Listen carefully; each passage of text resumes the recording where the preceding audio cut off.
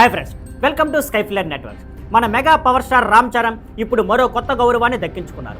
ఆయనను India first archery league APL కోసం brand అంబాసిడర్గా ప్రకటించారు. ఇది మన దేశంలో ఆర్చరీకి సంబంధించిన తొలి లీగ్ కావడం విశేషం. న్యూఢిల్లీలో ఆర్చరీ అసోసియేషన్ ఆఫ్ ఇండియా అధికారికంగా ఈ లీగ్ని లాంచ్ చేసింది. మొత్తం 48 మంది ఆర్చర్లు, 36 మంది ఇండియన్ ప్లేయర్స్, 12 మంది ఫారిన్ ప్లేయర్స్, 6 ఫ్రాంచైజీల్లో సెలెక్ట్ అయ్యారు. ఈ ఫ్రాంచైజీలు పోటీలో పాల్గొని హోరాహోరీగా కాంపిటీషన్ చేస్తాయి.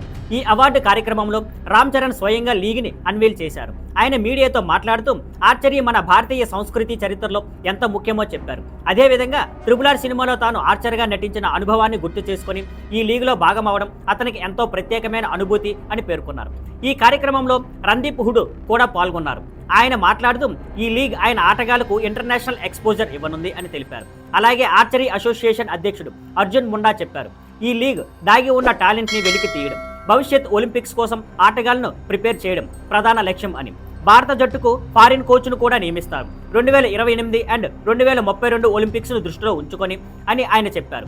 అందుకే రామ్ చరణ్ RRR సినిమా మరియు ఇప్పుడు ఏపీఎల్తో అసోసియేషన్ ఈ క్రమం ఒక పెర్ఫెక్ట్ కంటిన్యూషన్. మరిన్ని అప్డేట్స్ కోసం స్కైఫ్లర్ నెట్వర్క్స్లో మళ్ళీ కలుద్దాం. సీ యూ ఆన్ స్కైఫ్లర్ networks. Thank you for watching. Please like, share and subscribe.